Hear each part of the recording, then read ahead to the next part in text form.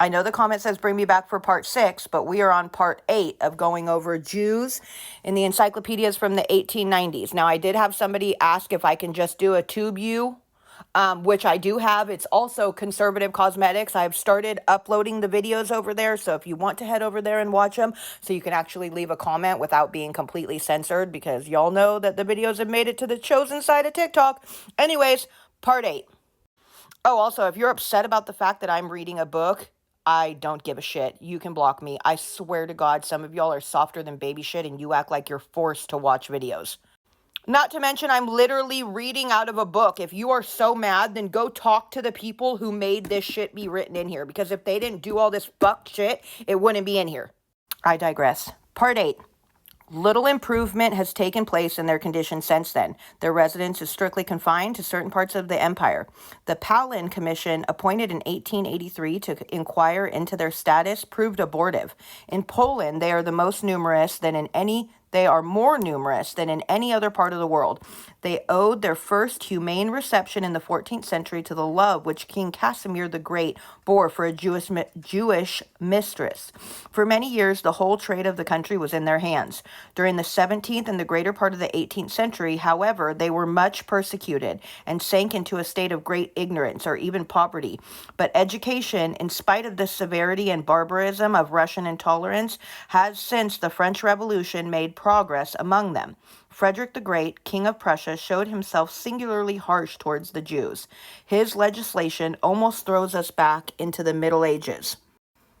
All manner of iniquities and ridiculous taxes were laid upon them. Only a certain number were allowed to reside in the country, and these were prohibited from both the most honorable and the most lucrative employments. This shameful state of matters was ended by the Prussian etiquette of toleration, 1812, by which Jews were placed almost in an equal position as citizens with other Prussians. Since then, the tendency of the whole had been to enlarge their liberties until the Revolution of 1848 gained them their full emancipation, although it was slowly carried out. In the smaller German states, their full rights were grudgingly conceded. The Reichstag of the Empire, like the National Assembly in 1848, now contains many prominent Jewish members. However, the progress of Jewish emancipation in Germany has not of late years been continuous. Strange to say, the year 1880 was marked by a remarkable rival of hostility against the Jews, especially in Berlin, which known as the Judenhestes, was encouraged by many persons of standing in society. In Austria, the Emperor Joseph II distinguished himself by passing an act of toleration, 1782, extraordinarily liberal in its provisions for the Jews.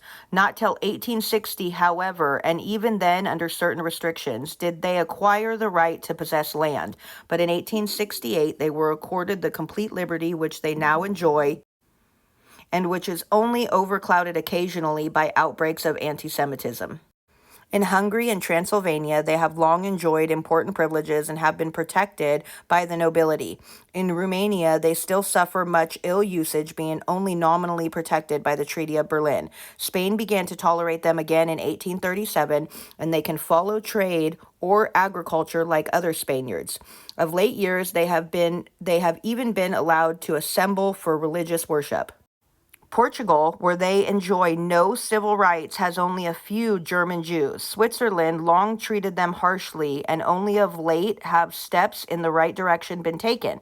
In Turkey, they are very numerous and have thriven in spite of the exactions of Pashas, the insolence of Janissaries, and the miseries of war. Sorry, I got a phone call. I hope it didn't mess it up. Their communities in Constantinople, Adrianople, Salonika, Smyrna, Aleppo, and Damascus are considerable. In Palestine, their ancient home, they are rapidly increasing, but they are still, in spite of the many efforts on the part of their European brothers to ameliorate their condition, very poor. Their numbers in Arabia are not very large, yet they enjoy some independence. Those in Persia have sunk into ignorance. They are found in Afghanistan and carry on a trade between Kabul and China. In India and Cochin China, where they are both agriculturists and artisans. In Suriname, where there is a flourishing colony. In Bukhara, where they possess equal rights with the other inhabitants and are skilled in the manufacture of silks and metals, and in China, where, however, they are very insignificant both in numbers and position. They are also found all along the North African coast, where indeed they have had communities for perhaps more than 1,000 years, which were largely reinforced in consequences of the great Spanish persecutions. They are numerous in Morocco, though not always secure from the perils of the Mohammedan fanaticism. In Egypt and Nubia, they are few. In Abyssinia, where they are known as falashas, more numerous. They exist in the Sudan and are also found further south in considerable numbers, the mining industries of the Cape and Transvaal being largely in their hands. America, too, has invited their spirit of enterprise. Fucking idiots. In the United States, as in Great Britain, they enjoy absolute liberty. Or they just fucking took over everything and just get rid of people who don't agree. I'm just saying, and have established some 300 congregations. They have been in Brazil since 1625 and also settled in some parts of the West Indies. The present distribution of Jews throughout the world as calculated in 1888 is as follows. Russia, 3,500,000. Austro-Hungary, 1,800,000. Germany, 600,000. Romania, 325,000. Turkey in Europe, 160,000. Holland, 90,000. Belgium, 6,000. France, 75,000. Great Britain, 100,000. Italy, 40,000. Switzerland, 8,000. Scandinavia, 8,000. Serbia and Bulgaria, 40,000. Greece, 5,000. Iberian Peninsula, 2,000. Making in all Europe above, sorry, I don't have my glasses on, 6.75 million. To this may be added about 500,000 in Asia, 350,000 in Africa, 500,000 in America, and 20,000 in Australasia? This would bring the total number of Jews in the world up to a little over 8 million.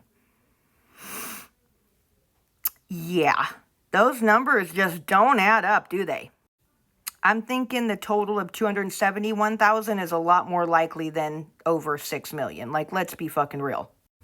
It should be mentioned, however, that some authorities calculate their numbers as considerably less than this. Considerably less.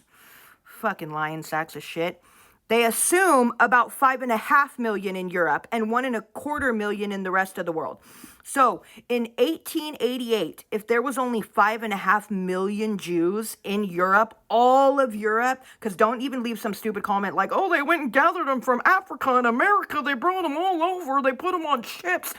Like, I swear to God, some of y'all, it blows my mind the logic that you have, that you will just blindly listen to anything people tell you. It's fucking crazy.